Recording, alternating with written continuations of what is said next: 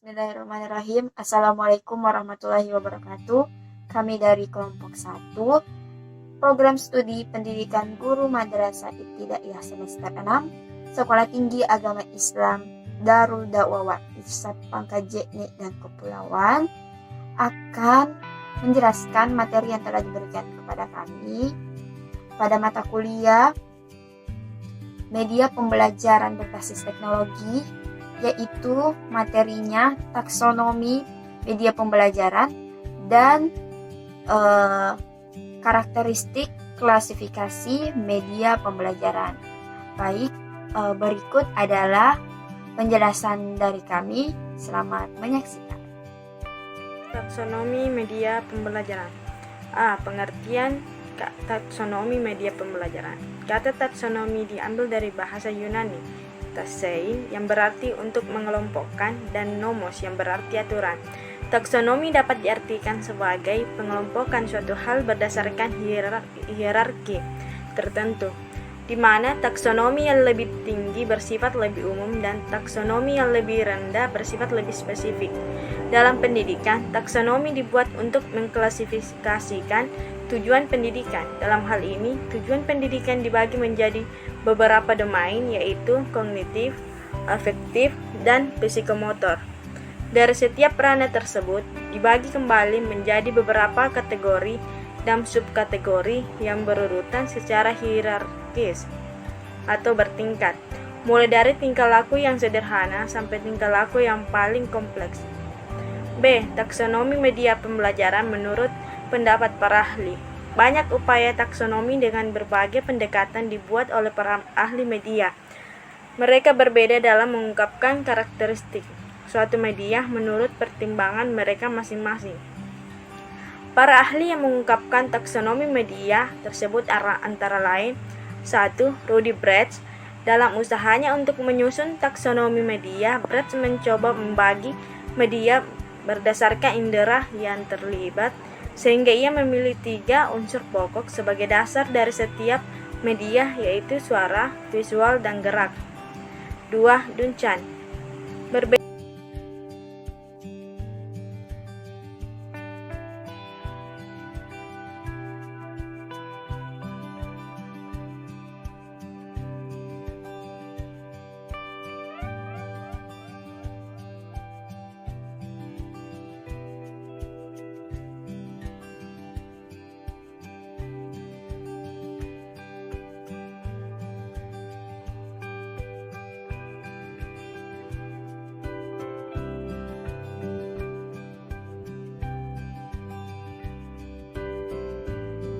Baik, sebelum kita masuk pada kriteria dan klasifikasi media pembelajaran, ada baiknya kita tahu apa sih itu media pembelajaran.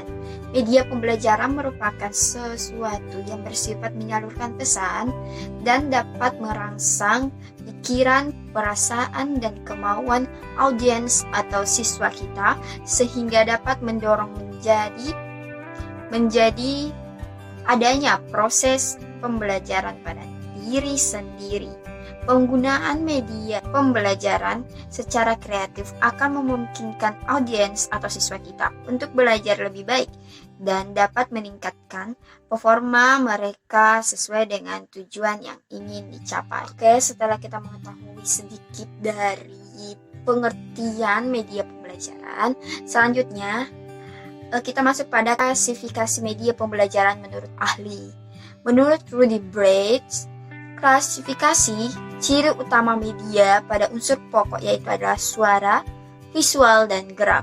Untuk visual itu sendiri dibedakan lagi pada 3 bentuk, yaitu gambar visual, garis linear grafik, dan simbol. Dia juga membedakan media siar dan media rekam sehingga terdapat 8 klasifikasi, yaitu media audio visual bergerak, media audio visual diam, media audio semi gerak, media visual gerak, media visual diam, dan media visual semi gerak, serta media audio dan cetak. Selanjutnya, menurut Umar Malik, ada 4 klasifikasi media pengajarannya. Itu ada alat-alat visual yang dapat dilihat, alat-alat yang bersifat auditif atau yang hanya bisa didengar, alat-alat yang bisa dilihat dan didengar, atau dramatisasi. Menurut Jackney, media klasifikasi menjadi 7 kelompok, yaitu ada benda untuk didemonstrasikan, komunikasi lisan, media cetak, gambar diam, gambar bergerak, dan film suara, serta mesin belajar. Menurut Allen, terdapat 9 kelompok media, yaitu ada visual diam, film, televisi, objek 3 dimensi, rekaman, pelajaran berprogram, demonstrasi, buku teks atau buku cetak yang disaji dan secara lisan. Menurut Gerard dan Ellie 1971, media dikelompokkan berdasarkan ciri-ciri fisik atas ke-8 kelompok, yaitu ada benda sebenarnya, presentasi verbal, presentasi grafis, gambar diam, gambar bergerak, rekaman suara, pengajaran terprogram, dan simulasi. Terus menurut Anderson 1976 mengelompokkan media menjadi 10 golongan, yaitu audio, kaset audio, siaran radio, CID, telepon, cetak buku pelajaran, modul, brosur, pamflet, gambar, audio cetak, kaset audio yang dilengkapi bahan tertulis, proyeksi visual dian overhead, transpasi atau OHT, film bingkai atau slide, terus proyeksi audio visual diam, film bingkai atau slide bersuara, visual gerak atau film bisu, juga ada audio visual bergerak, film bergerak bersuara, video NCD, televisi, objek fisik benda nyata, model, spesimen, manusia, lingkungan, guru, pustakawan, dan laboratorium.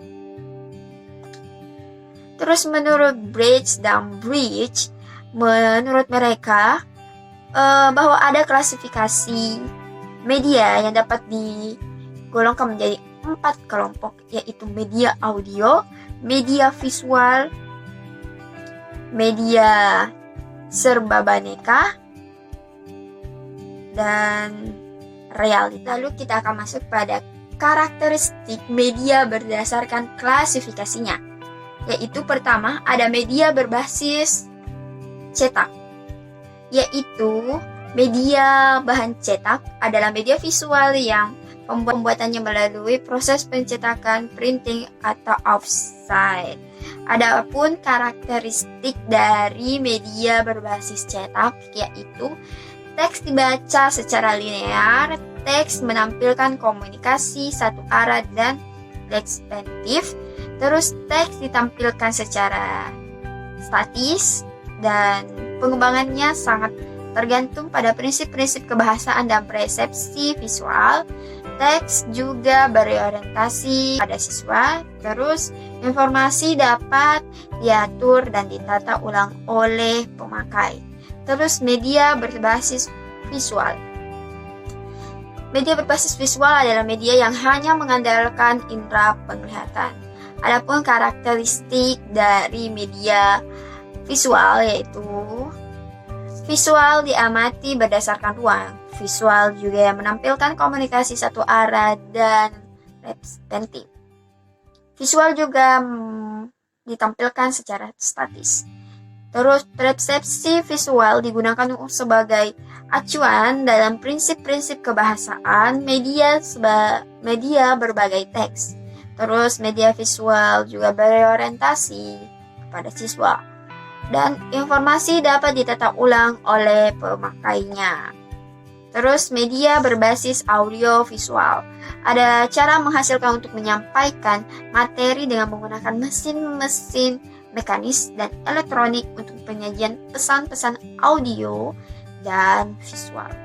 Karakteristiknya yaitu bersifat linear, menyajikan visual yang dinamis, digunakan dengan cara yang sudah ditetapkan sebelumnya oleh perancang atau pembuatnya, terus merupakan presentasi fisik dari gagasan real atau gagasan abstrak, terus dikembangkan menurut prinsip psikologi, behaviorisme, dan kognitif, terus umumnya berorientasi kepada guru dengan tingkat keterlibatan siswa yang interaktifnya rendah. Terus media berbasis komputer. Media berbasis komputer merupakan cara menghasilkan atau menyampaikan materi dengan menggunakan sumber-sumber yang berbasis mikroprosesor.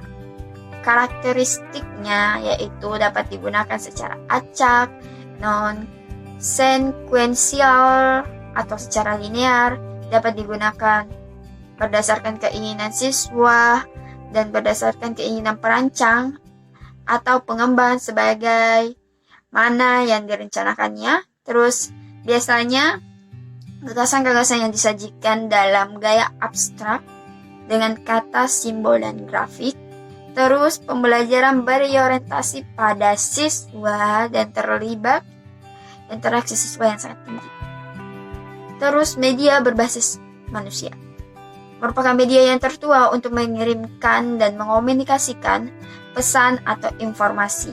Media berbasis manusia mempunyai karakteristik yaitu merumuskan masalah yang relevan, mengidentifikasi pengetahuan dan keterampilan yang terkait untuk memecahkan masalah, terus ajarkan mengapa pengetahuan itu penting dan bagaimana pengetahuan itu dapat ditetapkan untuk pemecahan masalah, terus kembangkan masalah dalam konteks yang beragam dengan tahapan tingkatan kesulitan, nilai pengetahuan siswa dengan memberikan masalah baru untuk dipecahkan. Baik, itulah tadi penjelasan dari kami. Semoga dapat dipahami. Jika ada yang kurang jelas atau yang ada ingin diberi sanggahan atau ada yang ingin bertanya, silahkan. Kurang dan lebihnya mohon dimaafkan. Minallahi musta'an walahi tiklan. Assalamualaikum warahmatullahi wabarakatuh.